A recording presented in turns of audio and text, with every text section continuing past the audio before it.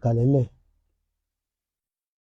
tí ó wúlò fún wa ní láyé bí àti lọ́run àfi kó rán ànábì kó ṣàlàyé rẹ̀ fún wa sallallahu alaihi wasallam.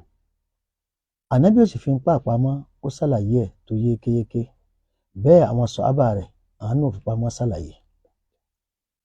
Àmọ́ gbogbo ibi tá à ń yà sí láti jò nípa ọ̀rọ̀ ìwòsàn, torí pé ọ̀rọ̀ ìwòsàn yìí ó jẹ́ sábàbí, okùnfà, àdánwò, wàhálà, fìtínà tí ọ̀pọ̀lọpọ̀ mùsùlùmí tó fi di pé ń jáde kúrò nínú ẹ̀sìn Islam.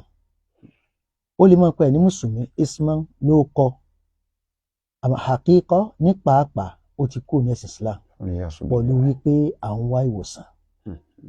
Àtá ẹni tí ó kọ̀ fún pé ọ̀nà tó fẹ́ gbà yìí kò dáa, ọ̀nà àkọ́bá ń bẹ tí ń kọ́kọ́ ń ṣe gan. Bí ìgbà wípé ànábì wa Muhammad sallallahu alaihi wasallam kò sọ ń pà fún wa. Ọ̀rọ̀ wa dé wípé nǹkan tó jẹ́ halali ó di haram, nǹkan tó jẹ́ haram ó wá di halali wá lọ́wọ́. Àmọ́ ànábì wa Muhammad sallallahu alaihi wasallam níbi ọ̀rọ̀ ìwòsàn, àdìsù kan bẹ àti kà fún ara rẹ̀, àdìsù Abu Darda ni radiyallahu ta'ala anhu. Ó lóun gbọ́ pé ànábì wa Muhammad sallallahu alaihi wasallam ó sọ pé inna Allah andala da'a wa dawa'a. Ọlọ́ọ̀bá àlékẹ́lá subhanahu wa ta'ala ó sọ̀kalẹ̀ àìsàn àti oògùn àìsàn. Wa ja'ala li kulli da'i dawa'a. Ọlọ́run wá ṣe fún àìsàn kọ̀ọ̀kan oògùn rẹ̀. Ànábì wa ní fatadawwa'u ẹ̀sùn oògùn o. Hadith ànábì wa Muhammad sallallahu alaihi wasallam ó ń lé àfà àbẹ́ni tí kì í sàfà náà tí wọ́n ń gbà tá a fi ń ṣẹbọ. Fatadawwa'u ànábì ò fi má jẹ̀mú sí, ó fi má jẹ̀mú sí. Ẹ̀sùn oògùn àmọ́ rú oògùn ló ní ká ṣe. Kì í ṣe pé oògùn tá lọ́ mọ gbé nǹkan páàrùn bọ̀. Kì í ṣoògùn táwọn jẹ̀dẹ̀kudè àbí táwọn ìjẹkújẹ láwọn nǹkan haram tí ẹgbẹ́ Islam ò gbà wọlé fún wa táwọn bá mùsùlùmí bẹ̀. Àmọ́ tàdáwọ́ tánàbí sọ yìí, ànábì wa parẹ́ pé wala tatadawwa'u bil haram. Ẹ má ṣèwòsàn pọ̀ lóhun tó bá ti jẹ́ haram. Láwọn afáfin mọ́ gbé kọ́ídà kalẹ̀ fún wa pé gbogbo ń tá a bá ti lè jẹ a lè fi ṣèwòsàn, gbogbo ń tá a bá ti lè mú a lè fi ṣèwòsàn. Lóúnjẹ jíjẹ ni tá a mọ̀ láti bi igi, ó wá jẹ́wé rẹ̀ ni, ó jẹ́pò rẹ̀ ni, ó jẹ́gbò rẹ̀ ni, ó jẹ́so rẹ̀ ni. Gbogbo nǹkan tó bá jẹ́ pé a bá ti lè jẹ níbi ẹran tá a bá ti lè jẹ a lè fi ṣèwòsàn, ẹja a lè fi ṣèwòsàn. Àmọ́ èyí tá a bá ti lè jẹ náà kì í ṣèwòsàn. Ànábì sọ wá pé ẹ má ṣe kíni, ẹ má ṣèwòsàn pọ̀ lóhun tó bá jẹ́ nǹkan haram. Ìyẹn ló fà á tàtún bá náà hadisi mi tí Usama gba bọ́nà Sharik radiyallahu ta'ala anhu qala. Ó ní qalatil a'rab, alábáwá bá ànábì Muhammad sallallahu alaihi wasallam. Wọ́n lè òjíṣẹ́ àlá tatadawwa'u ṣé a lè ṣògùn bí? Qala ànábì bá sọ tadawwa'u, ànábì ní ẹ ṣògùn. Sallallahu alaihi wasallam. Fa inna Allaha lam yada'a da'a illa wada'a lahu shifa'. Ọlọ́ọ̀bá ò gbé kalẹ̀ àìsàn kan àfi kó gbé kalẹ̀ pẹ̀lú rẹ̀ oògùn rẹ̀. Illa da'a wahid, àfàìsàn kan. Qalu ya Rasulullah wa ma huwa, kí láìsàn náà? Ó ní al-haram, òun náà ni ogbó ẹyọ kan tí ológun náà tánà bí sọ fún sallallahu alaihi wasallam. Ló fi jẹ́ pé àwọn ń bọ̀rọ̀ lọ ń parí pé kístólì ìndì tá ń sọ̀rọ̀ ń parẹ̀ lọ. Ànábì ló dákọ rẹ̀ egbòogi ni.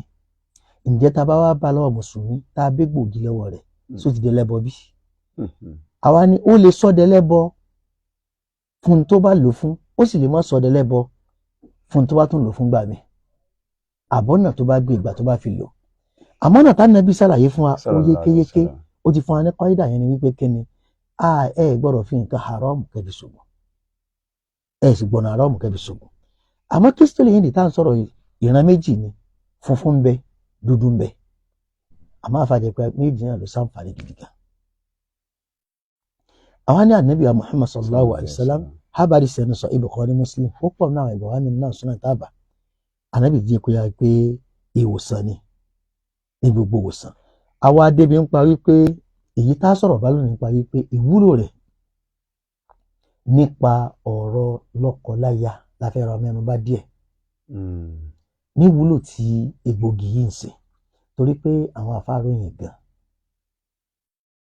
nípa àwọn olùwádìí nípa rẹ̀ aróyìn gan àmọ́ kí ló fà á torí wípé ọ̀rọ̀ yìí ní ọ̀rọ̀ kan tó pàtàkì tá a sì gbọdọ̀ mójútó ní ẹ̀sìn Islam ni kì í sọ̀rọ̀ eré kì í sọ̀rọ̀ fíìmù kì í sọ̀rọ̀ pèsòkúsọ láà torí pé ànábì Muhammad sallallahu alaihi wasallam hadith tàgbà wọlé ní hadith mẹ́rin sọ Bukhari àti Muslim Jabir ibn Abdullahi radiyallahu ta'ala anhu àwọn lójú ogun ní pẹ̀lú ànábì Muhammad sallallahu alaihi wasallam ìgbà wa pọ̀ fún tó wá òun kánjú òun yára ràkúnmí tó wọ́n ń lò ń wọ́n ń lọ́rìn kò yára rẹ̀ ìgbà tí ò yára rìn ànábì padà ànábì sábà ṣe àdúrà sí ràkúnmí ìparadì kó yára ìgbà tó ń dé Mọ̀dínà òun pàdé ànábì ìgbà kan rárá ló ń pàdé sàbí yomi ni wọn pé ọgbọ́n tánábì sọ báyìí fún mi ni wọ́n sọ pé ànábì ń béèrè pé sọ fẹ́yàwó òun lòun fẹ́yàwó sọmọdé lọ wá fẹ́ àbádélébọ̀ òní yá Rasulullah ihun tí mo fẹ́ òun ni adélébọ̀ mo fẹ́ ànábì wa sọ pé alàjàríyà ọ̀ ò ṣe fẹ́ wọn kékeré tula'ibuha wa tula'ibuk tula'ibuha ọmọ bá ṣe òun ò sì tún lè máa bọ́ sí padà ọmọ bá ṣe òun ò sì tún lè máa bọ́ sí torí pé ànábì sọ̀rọ̀ kan fa sábà náà àdìsẹ́ ń bẹ náà àwọn sunan ó ní khairukum ẹni tó lóore jù nù yín khairukum li alihi ẹni tó lóore jù sọ́dọ̀ ara lè rẹ̀ wa anna khairukum li alihi èmi mú wá lóore jù sára lè mi sallallahu alaihi wasallam bóyá ní ìṣá lóore jù ìyá ńlá wa Aisha báwo ológun wá ti ṣe pẹ̀lú ànábì Muhammad sallallahu alaihi wasallam àbá lóríṣiríṣi ń bẹ ìyẹn ni àfáwà gba Ibn Taymiyyah rahimahullah wasi'a àwọn sọ̀rọ̀ Ibn Qayyim agbánu Zadul Ma'ad agbọ́nà yẹn wá ìmùjẹ́ládé ẹlẹ́ẹ̀kẹta ń bẹ pé Ibn Qayyim agbọ́rọ̀ ìwá agana nagbọ́rọ̀ ìwá fúnra wọn gà kì í ṣe Ibn Taymiyyah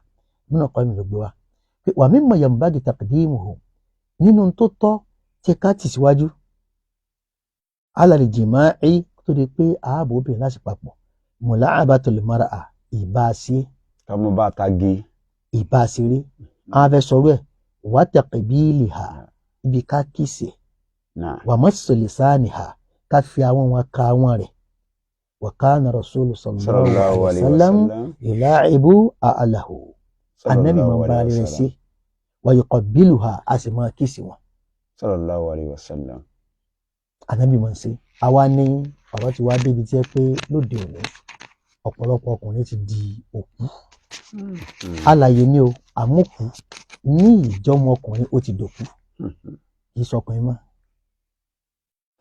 a sì jọ ń wọra wa àjọ ń rìn àjọ ń káàkiri àjọ ń fitefite àmọ́ tó bá délé kì í ṣèyàn tó bá ti di wípé a ti rò pé ọ̀pọ̀lọpọ̀ ṣe ẹ̀ǹtìmọ́ ìgbára ti wípé ká fún ìyàwó lóúnjẹ òun nìkan ni lára o ibi tí ìdùnnú wà lọ́dọ̀ àwọn àfáàtà sàlàyé parí pé kọkùnrin súnmọ́ ìyàwó rẹ̀ kó lè ṣe bí ọkùnrin lọ́dọ̀ rẹ̀ ìbẹ̀rẹ̀ ìdùnnú wájú tí ò sí ìdùnnú tó tó mo ti rọ́kọ mi ti pẹ́ mo rí ṣe kinní kan a ṣe gbá ṣàwó ọkọ mi ń tọ́jú mi fún mi lówó tí ò bá sí ti bí èyí tá à ń wí níbẹ̀ ẹ gbàgbé rẹ̀ torí pé ìfẹ́ ni ààbọ̀ fẹ́ níwà kò ní pò dìdí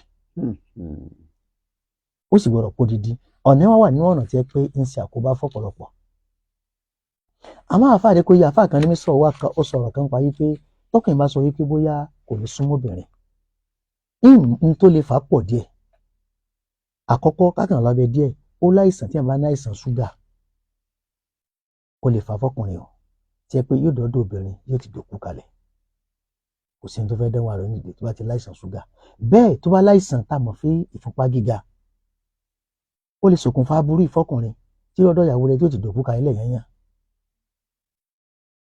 torí ọkùnrin kọ̀ọ̀kan àṣà àfà tí mo mú tíra ìdárìn ni táǹpì tíra ní àdáàbù laylatil bina'i wa fatawa isharatun nisa'i àmúrú abdulmini salim olóko tíra ni ó wá mọ́rọ̀ kan wá ń bẹ̀ ó ní wa muda'abatu zawja ìbá obìnrin ṣeré fánú agbámi kan ni la yutiqinuhu kò ní gbọ́ yé kó sì mọ̀ dáadáa illa azawj alhadiq àfi ọkùnrin tọ́lọ́run bá fún lẹ́bùn torí yẹn pé dáadáa ṣé ọkùnrin tó ti wá dòkú ló lè fẹ́ràn pé yóò bóbìn sí ó ti dòkú kalẹ̀ ìwọ̀n oṣù mẹ́ta kò mọ̀ pé obìnrin dúró tì wọ́n. ìyàwó rẹ̀ dàbí ọkùnrin lẹ́gbẹ̀ẹ́ rẹ̀. ó ti dọkùnrin ni Allahu òun gangan sí ó ti dọkùnrin ìwọ̀n bí oṣù mẹ́ta wà ní fánú láàyò tí kínú ha láàyò tí kínú ẹnìkan ò ní mọ̀ dáadáa illa azawj alhaadi àfi ọkùnrin tọ́lọ́run bá ní kí ọpọlọ rẹ̀ pé dáadáa. àwọn nínú tí máa ń fà á jẹ́ pé ọkùnrin yóò dúró tóbìnrin ó sì dòkú ka ẹlẹ́ kí obìnrin bá sí dópin kò ní ta tú ẹ̀ kankan tó jẹ́ pé ń pìlẹ̀ ọkùnrin gan ló gbọ́dọ̀ bóbìn sí tó yẹ pé àwọn obìnrin láwọn pọ́ìntì kan ní ara tó pọ̀ ju tọkùnrin lọ jẹ́ pé ó lè jí ìjí ọmọ èèyàn sọ́kùnrin tó ti wá kú ka ẹlẹ́ kí á ló fẹ́ dánwò. bàbá wa ní tó bá ní àìsàn àwọn àfáà ní tó bá láìsàn ṣúgà ó lè fa o tọkùnrin ó kú ka ẹlẹ́ bẹ́ẹ̀ tó bá ní àìsàn tá ń pè ní àìsàn ìfúnpá gíga ọkùnrin lè ìyá tó bá ti lè ba àwọn nǹkan kan jẹ́nu ara bóyá ti ń débi áàtì rẹ̀ ni ń débi kídìnì rẹ̀ ni àti dìde rẹ̀ yóò lágbára o pé ìjọmọkùnrin bẹ́ẹ̀ àfáàní tó bá jẹ́ pé bóyá ní tá ń pè ní àwọn ìran infection oríṣiríṣi wà ní tí wọ́n á fẹ́ ti ọmọkùnrin bẹ́ẹ̀ tó bá di pé bóyá ó tún ní àwọn pólẹ́mù tó jẹ́ pé ń ní ṣe pọ̀ lọ́rọ̀ tá ń pè ní jinnu ashik èyí tí Yorùbá mú pè pé ọmọ ẹlẹ́gbẹ́ táwa padà débẹ̀ àdébẹ̀ dáadáa lásàlàyé lágbára Ọlọ́run ọmọ ẹlẹ́gbẹ́ ni onígbá ó láwo ni tí máa ń dààmú ọkùnrin míì náà máa àfẹ́ tiẹ̀ bẹ́ẹ̀ àfáwà parí ẹyẹnyẹn ó ní tó bá jẹ́ pé ó jẹ́ òsì gidi ó wà ní tí mo kó ara ọkùnrin náà. àwọn nínú ìwádìí àwọn àfáà wípé tó bá pé tó bá ti lọ tọ́jú gbogbo àwọn àìsàn yìí tí ò ní ìtọ́jú ọmọ bẹ́ẹ̀ á rí pa sọ wọn pé Kristo ìní tánà bí ìdákọ̀ ẹ̀ ẹnu tá àfáà ló wúlò fún ìfúnpá gíga tá a dákọ̀ lẹ́ẹ̀kan ó wúlò fún gidi gan bẹ́ẹ̀ ṣúgà tá a dákọ̀ lẹ́ẹ̀kan ó wúlò fún gidi gan náà sọ pé tá a bá mu Kristo ìní tá a mu àti abatu sauda táwọn sí black seed àti oyin tá a bá darapọ̀ téèyàn bá mu Ọlọ́run máa ń lọ sáàbì dáadáa tí ó wúlò fún yàn fáìsàn tá a dákọ̀ bẹ́ẹ̀ yóò sún ṣiṣẹ́ torí pé Kristo ìní fún ọkùnrin gangan ìmọ̀ iṣẹ́ láti pé kó jí ojú kòkòrò ọkùnrin pé mo fẹ́ rí obìnrin ó sì máa ń dé kí ọkùnrin kó lágbá láti sọ pé ìdọ̀rọ̀ ìyàwó mi ó sì máa ń jẹ́ kí ọkùnrin kó lágbá láti pé kó lè pẹ́ kó mọ́ yètè dálẹ̀ kóbìnrin lè gbádùn rẹ̀ ní Kristo ní tánà bí dákọ̀ torí pé kí ní ní bá ti rán wo bí yàn bá nílé àǹfààní tó wà ń bẹ tánà bí sọfà sallallahu alaihi wasallam ìjò gé mi jẹ kò nídìí pọ́npọ́ fún àbọ̀nsẹ̀ kankan wọ́n dá sí tó ń gbé e mú bá tún pẹ́ díẹ̀ tó ń dá sí tó ń gbé e mú ajá ló bù mí jẹ dá sí gbé e mú akéèké ló gé mi jẹ dá sí ojú bẹ̀ kò nídìí pọ́nsẹ̀ wọ́n kán sá dá bẹ́ẹ̀ kó sì mú lágbọ́rọ̀ Ọlọ́run yóò lọ àti ṣe dáadáa tọ́lọ́run sì ní kó rí bẹ́ẹ̀. ìkànnù tọ́lọ́run sì ní kó rí bẹ́ẹ̀. ìkànnù. bẹ́ẹ̀ wá ní nípa táwọn èèyàn lọ ń parí pé ìjí nǹkan ọmọkùnrin. àwọn aréyè tó fẹ́ yí tó rọrùn jù yányán tí ò sí wàhálà kan bẹ́ẹ̀ tí èèyàn bá rí Kristo lè ń di powder yẹn ó kàn máa mu síbì kan láàárọ̀ pẹ̀lú omi tútù síbì kan lálẹ́ pẹ̀lú omi tútù ó ṣiṣẹ́ gidi gan.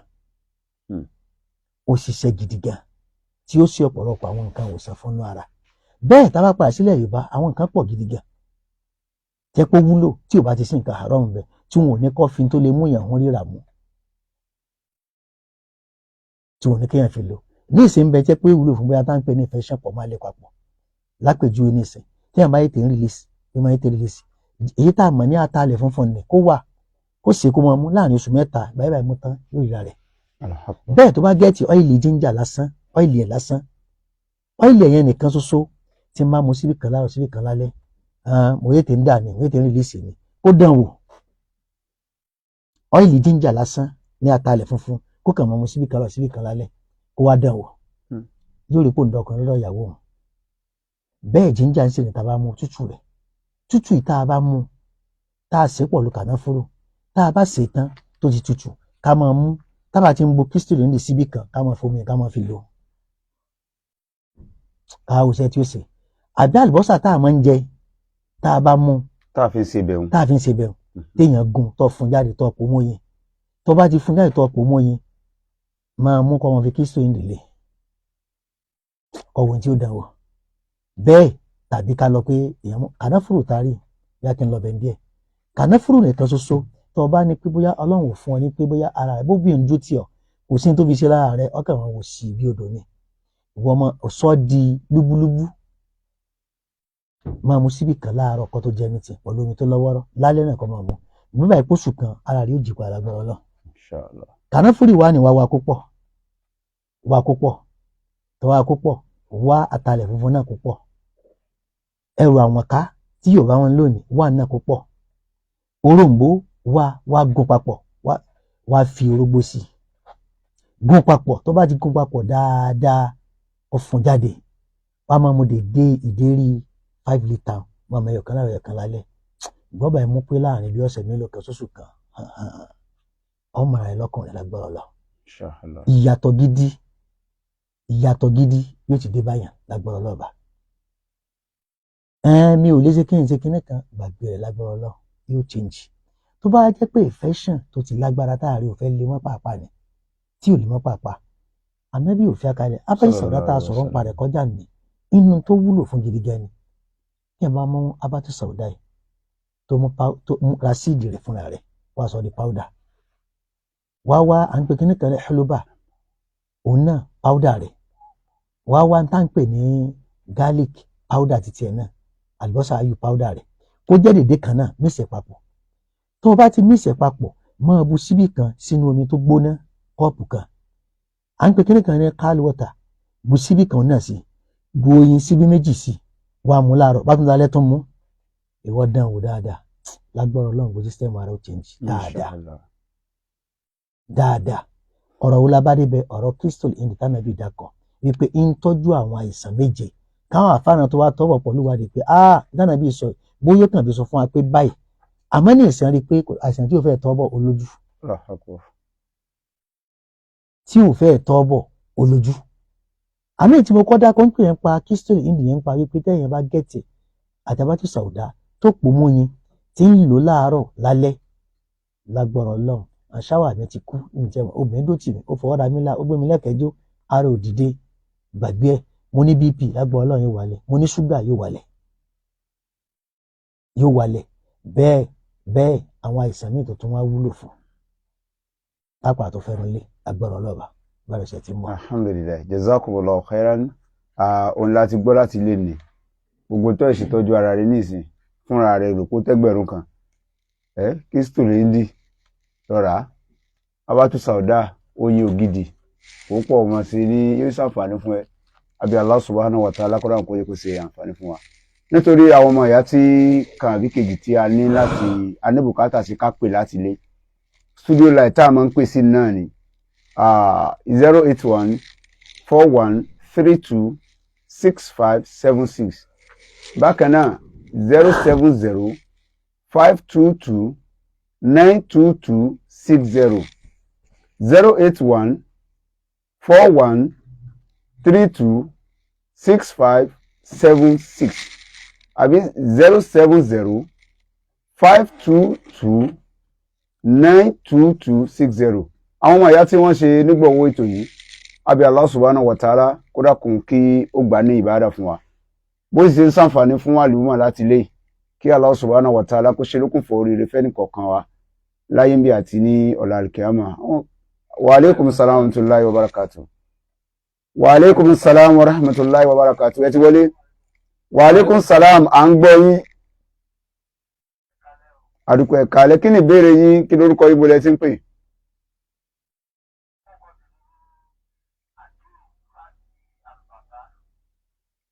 Naam. Kí ni ìbéèrè yín? Naam. Naam.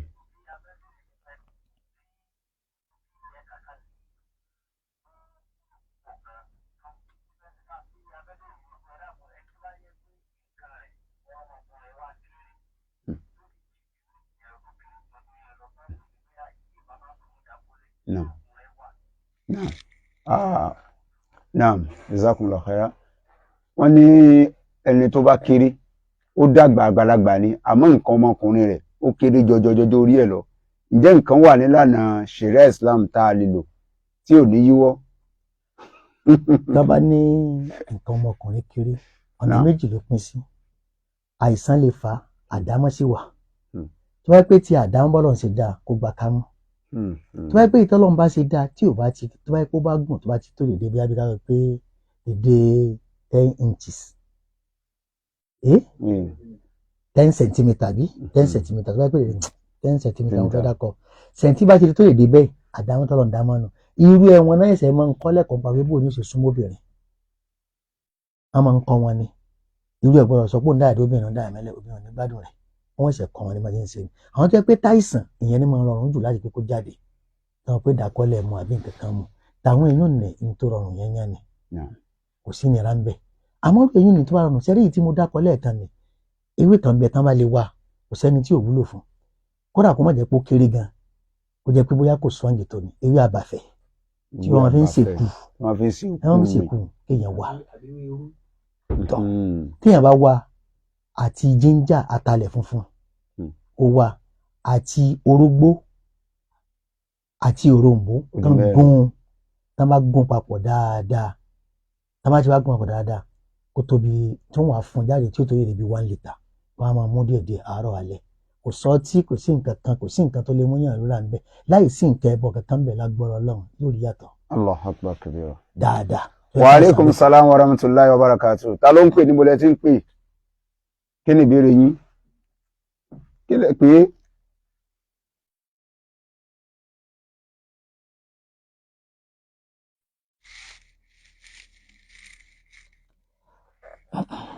Wọ́n ní obìnrin tí ò tí ì wọ menopause tó wá ti lọ bí ọdún méjì tí nǹkan oṣù rẹ̀ wá sí tí ò wá mọ́.